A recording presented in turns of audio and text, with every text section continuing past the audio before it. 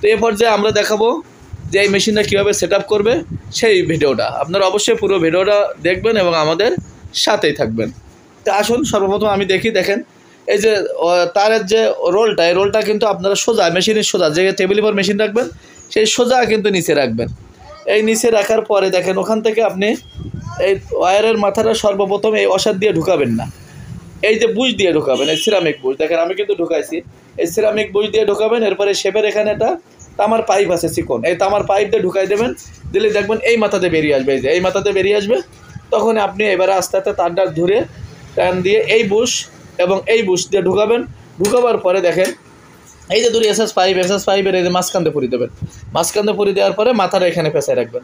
এই মাথাটা এখানে পেঁচায় রাখার পরে আপনার কাজ হলো আর আগে তো আর্মিচারটা সেট আপ করে নেবেন। আর্মিচারটা সবসময়ের জন্য দেখেন এই যে ডাইস, এই শেপ এবং এই আর্মিচার একদম সোজা স্ট্রেট রাখবেন, যেন এদিক ওদিক না থাকে। এটা কিন্তু এদিক ওদিক করা যায় যে দুই পাশে, এটা সোজা রাখবেন। এবং এই যে ডাইসের যে ফাঁকা অংশটা, দুই সাইডে যে ফাঁকা, এটা কিন্তু একদম এই আর্মিচারের ভিতরে ঢুকে পড়বে। যে কয়েল বাদাই করবেন, এই যে দেখেন আমি যদি এই কয়েলটা বাদাই করি, এই যে এই বাইরের কয়েলে এই ফাঁকে কিন্তু ঢুকে পড়বে। এবং এই ভিতরের কয়েল থেকে এই ফাইবারগুলো 1/2 ইঞ্চি লম্বা রাখবেন, উপরে 1/2 ইঞ্চি, যাতে ভাস্কর দেওয়ার পরে যেন এই ফাঁকাটা বন্ধ না হয়, যে মাঝখানের এই ফাঁকাটা যাতে বন্ধ না হয়। দেখেন আমি দিচ্ছি এপাশেও ভাস্কর, দেখেন ওই ফাঁকা কিন্তু আমার ঠিক থাকবে। কারণ এই ফাঁকাতে কিন্তু ডাইসের এই যে ভিতরে একটা ডাইসের আল আছে, এই ডাইসের আলটা কিন্তু এই ভিতরতে ঢুকবে, এইখানে ঢুকে পড়বে। আর এই ফাঁকা এই যে এই কালো ফাইবারের মাঝখান থেকে আর এই কালো ফাইবারের মাঝখান থেকে কিন্তু এই সাদা ফাইবার ঢুকে পড়বে ডাইসের। এই যে নিচের একটা সাদা ফাইবার আছে, এটা ঢুকবে এই ফাইবার দিয়ে, আর উপরের যে সাদা ফাইবার আছে এটা ঢুকবে এই দিয়ে, আর ডাইসটা ঢুকবে কিন্তু এই মাঝখান দিয়ে।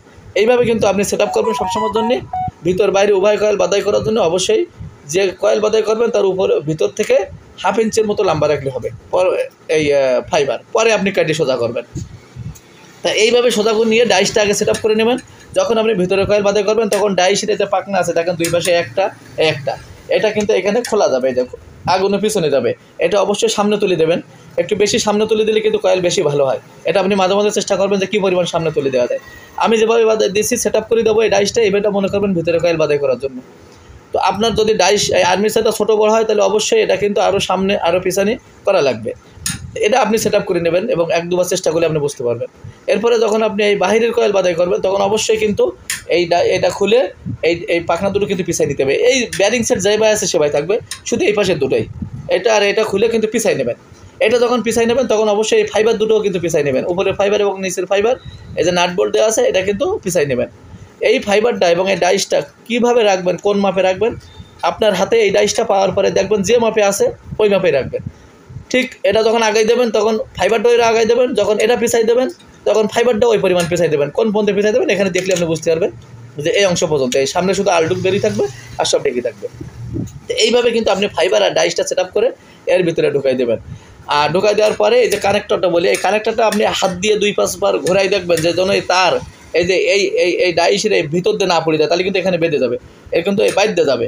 প্রয়োজনে এটা একটু সামনে চেপে দেবেন, ব্যারিংয়ের গায়ে চেপে দেবেন। যদি বেশি চাপ হয়ে যায় তাহলে একটু পিছাই দেবেন। এগুলো কিন্তু আগে পিছিয়ে করা যায়। এই যে এইটা এমনভাবে দেবেন যেন কোনো অবস্থাতে যেন এই যে এই পাখনার এই ভিতরে তার না পড়ে, এই বাইর দিয়ে পড়বে। কিন্তু দেখেন আমার এই কীভাবে যাচ্ছে, দেখেন তারটাই এইভাবে যাবে, এটা যদি ভিতরে পড়ে তাহলে কিন্তু এইখানে যাবে। এইভাবে কিন্তু এটা সেট আপ করবেন। সেট আপ করার পরে আপনি এই পাশে কী করবেন, এইবার এই যে তারটা কিন্তু এই অসারের ভিতরে দেবেন, দিয়ে এটা টাইট দেবেন পরিমাণ মতো। টাইটটা কী পরিমাণ দেবেন দেখেন, এখানে হাত দিয়ে টানবেন, মোটামুটি দেখবেন একটু বেশ টাইট থাকলে আপনার ভালো হবে। আবার অতিরিক্ত টাইটের কিন্তু তার কেটে যাবে। তার টাইটটা আপনার পরিমাণ মতো দেবেন। যখন বলবেন এইখানে আপনার নিয়ম মতো টাইট, দেখেন আমি কিন্তু কোনো রকম একদম খুব ইজি টাইট, এখানে এই পরিমাণ টাইট দেবেন। আর টাইটটা বোঝার জন্য আমি এখানে একটা তার দিয়ে রাখবো, এই তারটা আপনি টান দিলে বুঝতে পারবেন কী পরিমাণ টাইট থাকে, সেইভাবে টাইটটা সেট আপ করবেন। এরপরে আপনি কন্ট্রোল প্যানেলে আসবেন। কন্ট্রোল প্যানেলে আপনার প্রথম কাজ হলো এই মোটরটা সবসময় অফ রাখবেন, পাওয়ারটাও আগে অন করবেন। দেখেন আমি পাওয়ারটা বন্ধ করলেই সব বন্ধ, এটা আগে অন করবেন। এরপরে এখানে আপনি কত পেজ দেবেন সেই পেজটা এখানে দেখবেন। আমি 310 পেজ দিয়েছি, 310 উঠাই রাখছি। এই যে ডাইন পাশে যে 3টি সুইচ উপরে নিচে আছে, এই উপর নিচে সুইচ চাইপে কিন্তু আপনি কম বেশি করতে পারবেন। দেখেন এগুলো কম বেশি করতে পারবেন। এই বাম পাশে 3টে চাপার দরকার নেই, 0 থাকবে। শুধু এই ডাইন পাশে 3টে চেপে আপনি আপনার পেজ সংখ্যা দিয়ে এখানে আগে উঠে রাখবেন, এদিকে আর কোনো কিছু চাপবেন না। এরপরে আপনি রিসেট বাটনটা চেপে রাখবেন, এই রিসেটটা চেপে এখানে 0 করে নেবেন, এই যে লালটা 0 করে নেবেন। এরপরে আপনি এটা যদি সোজা পাক দেন, যে আমি এটা এখন প্রথম সোজা পাক দেবো, তাহলে এই তো সবুজ সুইচটা এটা কিন্তু সোজা থাকবে, উঠাই রাখবেন। এটা যদি আপনি উঠাই রাখেন সোজা এই যে সবুজটা, এই মুখে সোজা সোজা থাকবে এইভাবে, তাহলে এটা কিন্তু সোজা পাক হবে। যদি এটা উল্টা পাকের প্রয়োজন যখন হবে তখন আপনি এটা চাপ দেবেন, এটা চাপ দিলেই মোটরটা উল্টা করবে, আবার এটা উঠাই দেবেন সোজা করবে, আবার চাপ দেবেন উল্টা করবে, উল্টা সোজা করবে কিন্তু এই সুইচটার উপরে। সবসময় প্রত্যেকবার আপনি কী করবেন, যখন দেখবেন যে আপনার এই মোটরটা 320 প্যাচ দিয়েছেন, 320 প্যাচ হয়ে গেছে, বন্ধ হয়ে গেছে, এরপরে সর্বপ্রথম কাজ হলো আপনি আগে মোটরটা বন্ধ করে নেবেন। মোটরটা বন্ধ করার পরে আপনি রিসেট দিয়ে নেবেন। এরপরে এই সুইচটা যেহেতু আগে সোজা ঘুরেছে একভাবে, এইবার আপনি এই সুইচটাকে চাপ দিয়ে নেবেন। নেওয়ার পরে আর্মেচার আর ডাইসটা সেট আপ করে নেবেন, হাত দিয়ে 2-1 বার 5 বার এরকম পাক দিয়ে নেবেন, সব ঠিকঠাক আছে কিনা। এরপরেই কিন্তু আপনি মোটরের সুইচটা দেবেন। প্রত্যেকবার মোটর বন্ধ হয়ে যাবে, আবার মোটর অফ করে নেবেন, আবার সব সেট আপ করার পরে মোটর অন করবেন। মোটর অন অফটা সবসময় কন্টিনিউ করবেন। এটা 2-1 বার চেষ্টা করবেন, তাহলে আপনি পারবেন। এরপরে আমরা তো একটা হুইল দিয়ে দেবো, এই হুইলটা কিন্তু আপনার এই সাইডে লাগানোর ব্যবস্থা থাকবে। আপনি যদি হাত দিয়ে করতে চান এই হুইল দিয়েও করতে পারবেন, এর জন্য আলাদা বেল দিয়ে দেবো। আর এটা কিন্তু মাস্টার ডাইটা এভাবে সেট আপ করে নেবেন। আর এরপরে বলি আমি আপনাকে, এই যে দুটো এসএস পাইপ আছে, এই এসএস পাইপ দুটো কিন্তু অবশ্যই ডাইসের সাথে একটু সুন্দরভাবে সেট আপ করে নেবেন।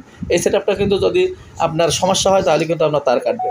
দেখেন এই সেট আপটা আমি যদি একটু সংক্ষেপে বলি কীভাবে সেট আপ করবেন।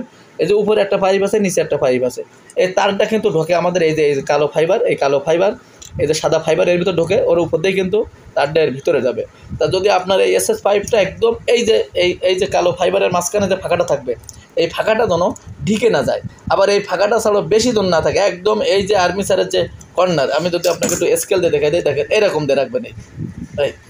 এই যে একদম এরকম কানায় কানায় দিয়ে রাখবেন, তাহলে তারটা এখানে টাচ খেয়ে ভিতরে যাবে। যদি এটা আপনি বেশি এরকম ফাঁকা রাখেন আর এই আর্মিচারের কর্নার বেরিয়ে থাকে, তাহলে কিন্তু তার এই কর্নারে বাঁধবে। সবসময় মাথায় রাখবেন যে তাহলে কিন্তু তার এই কর্নারে বাঁধবে। আমি তো একটু খালি জায়গায় আপনাকে দেখাই, এটা দেখেন, এই আমি যদি এই দেখেন, এখন আমি এই কীভাবে ধরেছি স্কেলটা, এখন কিন্তু সহজে তারটা ভিতরে ঢুকবে। কিন্তু আমি যদি এটা একটু বেশি এরকম রাখি আর এই আর্মিচারের কর্নার যদি দেখা যায়, তাহলে কিন্তু তার এই কর্নারে বাঁধবে।